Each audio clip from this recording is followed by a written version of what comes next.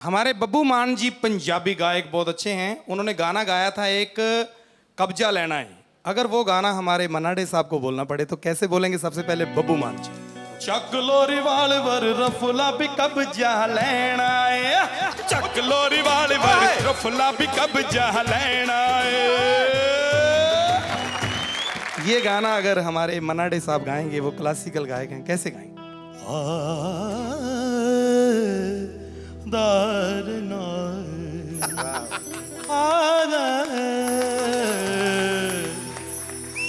चक लो revolver ते रफला अज कब्जा लेना है, चक लो रिवाल्वर ते रफला अज कब्जा लेना है।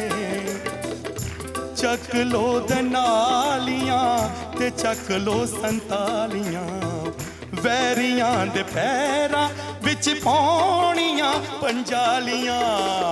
चक लो दनालियां, गोलियां चलदियां डिशकूं डिशकूं डिशकूं, ठा ठा ठा ठा डिशकूं, ठा ठा ठा ठा ठा ठा ठा ठा ठा ठा।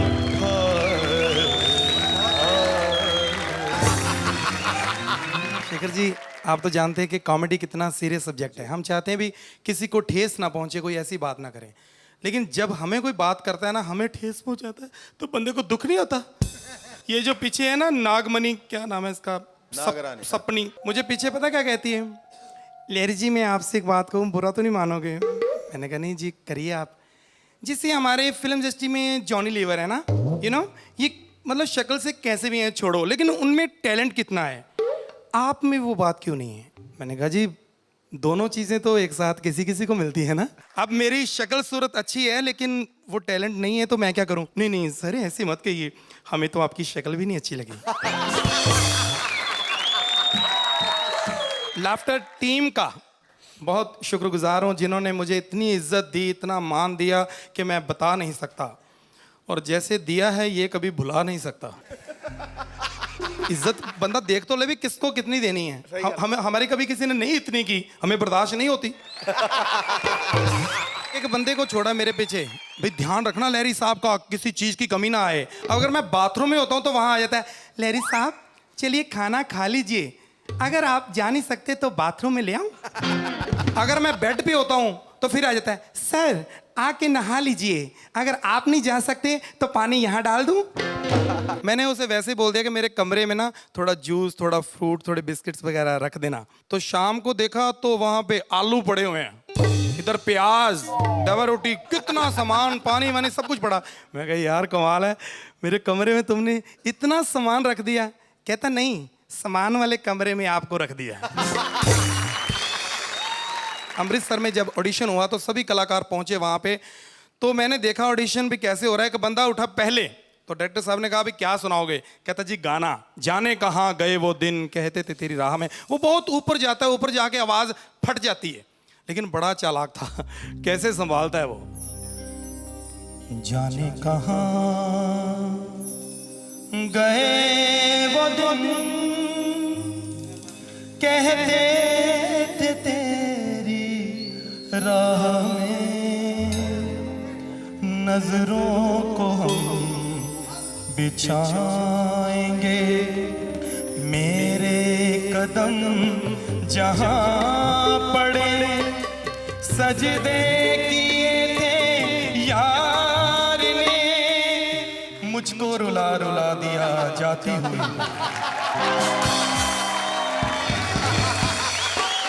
वहां मेरी बिल्लो भी पहुंच गई, तो जाके कहती, मैं आपको गाना सुनाती हूँ लता दीदी का। आज फिर जीने की तमन्ना है, आज फिर मरने का इरादा है। डायरेक्टर साहब कहते भी चलो इरादा पूरा करो जा। कई लड़कियां इतनी पढ़ी लिखी होती हैं लेकिन ऐसी बात करती हैं, हंसी आती है। उसकी सहेली एक पढ़ी लिखी है, घर पे आई, ओफो बिल्लो दीदी, कि जब तुम्हारा फोन आया ना मुझे पता ही ना चले, क्योंकि कौन सी घंटी बज रही है, 10 तो घर पे फोन पड़े हैं, 10 फोन लाए हैं ये, इतने फोन पड़े हैं मुझे समझ। फिर मम्मा का ना पता चले मम्मा कहाँ है, क्योंकि 50 तो कमरे हैं, कौन से कमरे में ढूंढूं? सच्ची अमीर होने का भी पंगा ही है ना। फिर मैं क्या करूं कि एसी चारों ऑन, 4 टन के एसी लगाए हैं ना, समझ ना आए, इतनी सर्दी लग रही थी। फिर मैंने सोचा पापा को देखती हूँ, पापा साथ वाली कोठी में, वो भी खरीद ली है ना। फिर गाड़ी का ना पता चले कौन सी गाड़ी लूं, 10 तो गाड़ियां हैं, पंगा यार अमेरिका। तो फिर जो फरारी नहीं है उसमें बैठ के मैं फुर करके आई, आगे एक बच्चा आ गया, मैंने एकदम ब्रेक लगाई तो साइकिल से मैं गिर गई। अभी जब फ्री होते हैं ना यहाँ पे तो सोचते हैं भी चलो बाहर कुछ खा लें। मैंने वो पीछे कैंटीन है तो वेटर को बोला, मैंने कहा भी खाने के लिए क्या है तुम्हारे पास?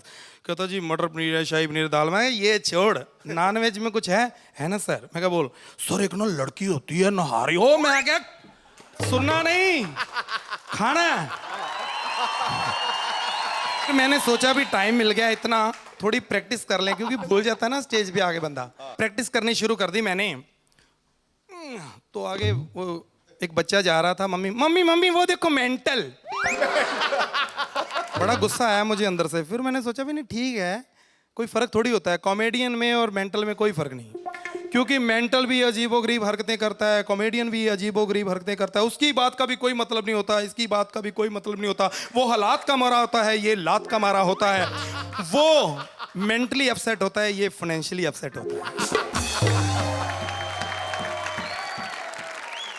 कॉमेडियन को जिंदगी में इतने करैक्टर करने पड़ते हैं, करैक्टर कर करके आखिर करैक्टरलेस हो जाता है। करैक्टरलेस से सुरेंद्र जी बात याद आ गई, आपकी सुनाऊं?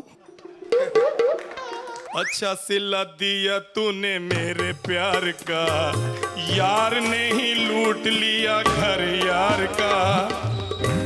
ये बंदा तबला बहुत अच्छा बजाता है, माना। किसका मतलब ये तो नहीं है ना भी किसी के भी घर में घुस जाओ और बजाना शुरू कर दो। ये पिछले हफ्ते मेरे घर चला गया और मेरी बीवी को कहता है, भाभी जी चलो बजाते हैं तबला, आप डांस करो। कहती क्या? 5000 रुपया लो ना। तो वो बेचारी शरीफ है, मान गई, क्योंकि ना नहीं कर सकती, क्योंकि आर्टिस्ट है ना, कला की कदरदान है वो।